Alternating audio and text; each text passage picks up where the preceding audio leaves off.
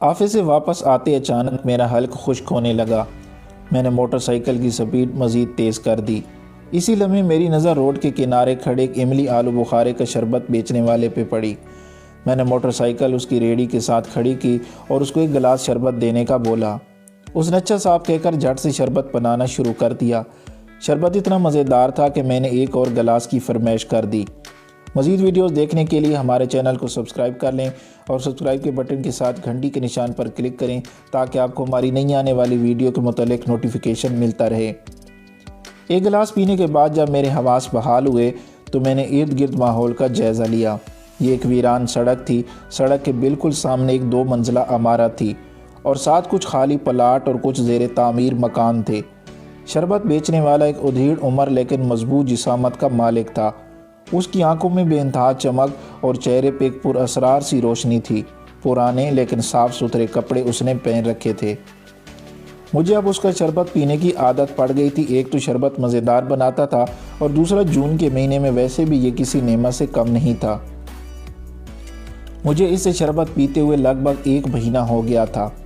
میں اب اس سے بات کرنے کی بھی کوشش کرتا لیکن میری کسی بات کا وہ تسلی بخش جواب نہ دیتا، بس جی صاحب اور اچھا صاحب کہہ کر ٹال دیتا۔ یہ ہفتے کا دن تھا جب میں اس کی ریڑھی پہ شربت پینے رکا۔ آج اس کے ہاتھ خاصی تیزی سے چل رہے تھے اور آنکھوں میں ایک خاص قسم کا جنون تھا۔ اس کے سامنے کافی سارے گلاس پڑے تھے جن کا وہ بھرنے میں مشغول تھا۔ استاد آج تو دھندا زوروں پر ہے۔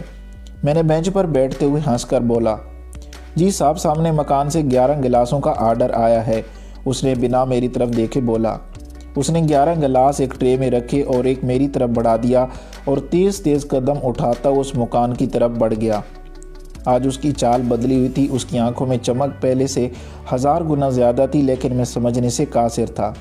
خیر میں نے جلدی سے شربت پیا، 30 روپے اس کے گلاس کے نیچے رکھے اور چل پڑا۔ رات کو بیوی بچوں کو لے کر میں باہر کھانا کھانے چلا گیا کیونکہ صبح چھٹی تھی۔ کھانا کھانے کے بعد ہم واپس آئے تو 10 بجے کے خبر نامے کا ٹائم ہو گیا۔ میں نے ٹی وی آن کیا تو ہیڈ لائن آ رہی تھی۔ پہلی ہیڈ لائن کافی خوفناک تھی۔ اینکر بتا رہی تھی کہ جناح روڈ پر ایک مکان پر خفیہ اداروں کا چھاپا۔ یہ وہی روڈ تھا جس سے میں آتا تھا۔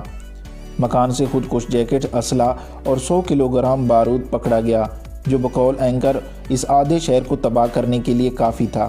ٹی وی میں ایک مکان بھی دکھا رہے تھے جو مجھے کچھ جانا پہچانا لگا، لیکن اس سے آگے جو خبر اینکر نے بتائی اس نے حقیقتاً مجھے اچھلنے پر مجبور کر دیا۔ اینکر بتا رہی تھی کہ مکان سے 11 افراد گرفتار کر لیے گئے۔ نیوز اینکر بتا رہی تھی اور میرے ذہن میں کچھ الفاظ گونج رہے تھے، صاحب 11 گلاس کا آرڈر آیا ہے۔ وہ میرے خدا، یہ تو وہی گھر ہے جہاں میں روزانہ شربت پیتا ہوں۔ رات میری پوری کانٹوں کے بستر پر گزری۔ شربت والے کا چہرہ میری آنکھوں میں گھوم رہا تھا۔ اس کے چہرے کا نور، اس کی آنکھوں کی چمک، اس کا وہ آج کا جنون مجھے سونے نہیں دے رہا تھا۔ صبح 7 بجے میں نے موٹر سائیکل نکالا اور جناح روڈ کی طرف چل پڑا۔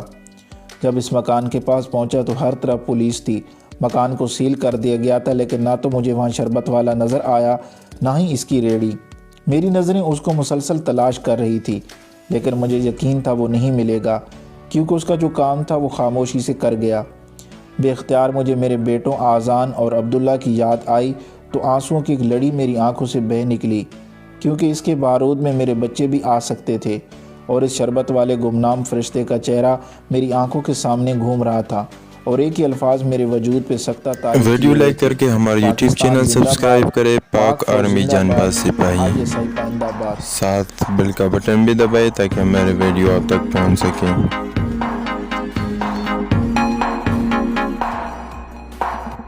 Thanks for watching.